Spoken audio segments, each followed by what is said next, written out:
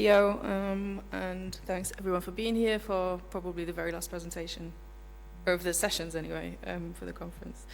So so as Theo said, I'm going to present on blockchain for common data environments in the Dutch context for the Netherlands. So I'll introduce the team, we'll talk about the research itself, what we're doing, the methodology, the results, implications, and kind of next steps. So this project was conducted by two students from Hogeschool van Amsterdam, which is the Amsterdam University of Applied Sciences, Rowan and Martijn. They are two bachelor students who had just finished their degree, and they asked for my help in validation for their work. And I thought that it was a really good start in terms of looking into blockchain for Netherlands in construction. Their supervisor was Dr. Wasim Haji, and I was supporting them from kind of towards the end of their project into writing the paper and being here for me today to present the work.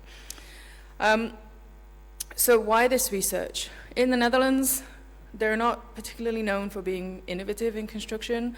And just to kind of give you an example, a colleague of mine from Northumbria, she recently completed her PhD. She's a BIM expert, and she's looking for a job in BIM in the Netherlands with construction organizations, and nobody's interested. They're not interested even in BIM, really, to a great extent. So that just kind of gives you an idea of where they're at. They're kind of lagging behind, I think. So these guys, Rowan and Martijn, wanted to look at kind of how they might be open to other potential innovations in construction. So a bit more background. Construction in the Netherlands is highly fragmented. Up to 95% of construction data are lost between parties due to lack of transparency and communication. Data are not always reliable and available. So the idea is to explore how this unknown technology of blockchain can be perceived in the industry. The objective is to assess the viability of integrating blockchain with common data environments to enhance the accessibility and dependability of building information within the sector. This paper is really around preliminary research to understand the current situation in the Netherlands, to see and look at how receptive people would be and open to talking about the discussion of blockchain.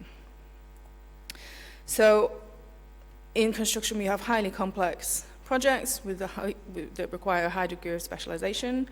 Challenge, not just in the Netherlands, but it kind of reinforces construction worldwide, is that there is a really huge amount of fragmentation, both horizontal and vertical. And there are challenges around transparency and reliable data exchange and storage. So as a consequence, this provides us with less reliable and less available information. We have no single source of truth. The various ways to transfer information, typically through email, we transfer very rudimentary type forms of exchange. And information are stored on their own servers, and they're not available to all parties of the project as a result. A solution to this is to look into blockchain and to see what benefits blockchain could bring in terms of managing information on construction projects, to make information reliable for all parties, as well as obviously being accessible. Part of the solution is to look at the InterPlanetary File System, which allows flexible storage of large files. So in terms of the methodology, Rowan and Martijn conducted a detailed literature review to understand challenges of information management in the Dutch context. They then conducted interviews with practitioners, two blockchain experts, but they were without experience of construction, but obviously experience in blockchain. And they also used a case study of a prefabrication use case as a kind of an ideal situation. And this was prefabrication within one organization, so it was intra-organizational communication and information exchange, as opposed to inter-organizational. So kind of looking at the ideal situation, and then future work will look at other situations. So the results of the interviews were thematically analyzed, and then the proposition of a blockchain-based CDE was proposed, and then the next steps will be devised. So in terms of the results of the work, from the practitioners, they identified a clear need for available and reliable information in construction. I think that goes without saying. Construction work is often stored on their own servers or systems, so it's not accessible by other parties. Identifying most recent versions of documents is challenging. In terms of the blockchain experts, with regards to management of information, They talked about the ability to store large volumes of information on a blockchain, but the challenges around that being expensive and requiring high computational power. So combining blockchain with a CDE, with a common data environment, would ensure reliable and readily available information whilst also kind of remaining secure in terms of the setup.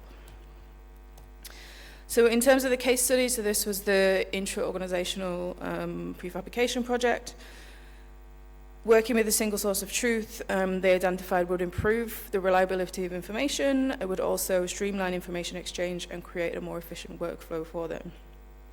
Currently, data is stored, which would result, in data being stored in one central location, but that was accessible to all parties. Higher mutual engagement among employees would be achieved due to shared data across the network that kind of minimizes the impact of fragmentation that we see across the construction industry. So we result then in a much higher level, a higher degree of information sharing. This table you can see here just indicates just the kind of results of the thematic analysis and evaluation of the comments from the participants of the interviews are both positive and negative in terms of the different themes that came out.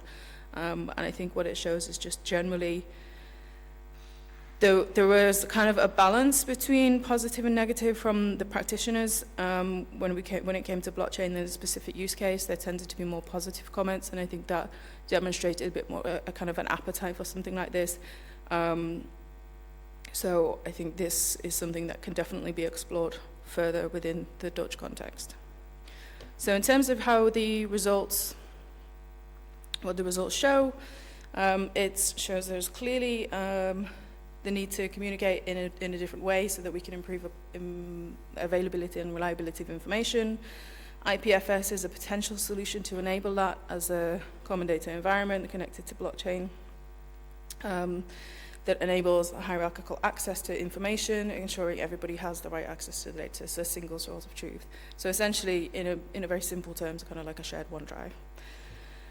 What this would do is improve security of documentation, increase transparency, trust efficiency, enable faster decision making, ideally would reduce costs to current ways of working, reduce construction project lead times, and would help in terms of automating processes that we could use to bring in with smart contracts.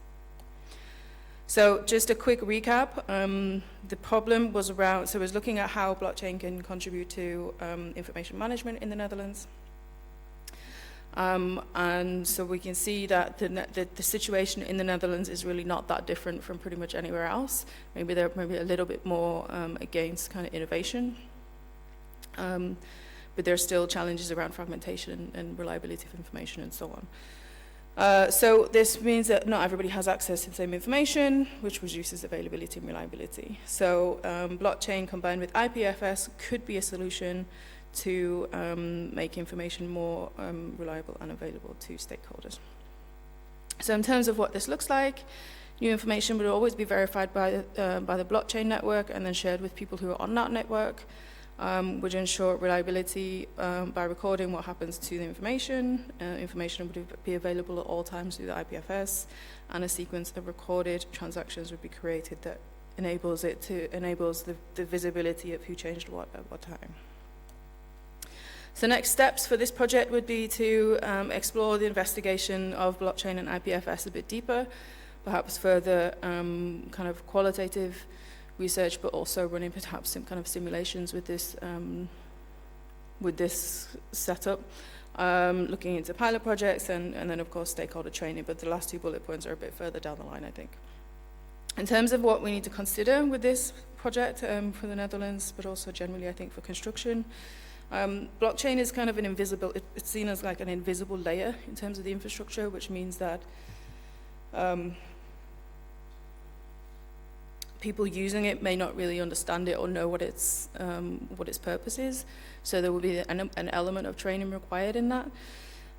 In-depth research on technological impact is required to increase collaboration. So we need to see increased collaboration between industry and blockchain experts. So that we can kind of align the needs and requirements and make sure that whatever solution is proposed is valuable. Future-proofing of blockchain technology is important, and this is kind of related to the challenges we see now with, say, data storage. So, 50 years ago, everybody was using, or maybe not 50 years ago, but about 20, 30 years ago, we all used floppy disks. And I think you would struggle to read a floppy disk these days. You wouldn't really know where to go. Even some laptops no longer use regular USBs. My computer doesn't have a USB port and a USB-C, so it's like how do we make sure that in 50 years' time, the data that we need to read from the CDE is going to be available and accessible. There are high investment costs which need to be considered in terms of who would provide the infrastructure, who would set up the costs for blockchain-based systems for construction, and then finally ownership and dominance, which is related to the power of companies that will be working within a shared database, so making sure that power is kind of distributed across the system. So that's all for the presentation. So if you do have any further information about this project, do reach out to Rowan and Martijn. You can see Rowan's email address there, but if you do have any questions, I will try to answer them as best as I can. So thank you very much.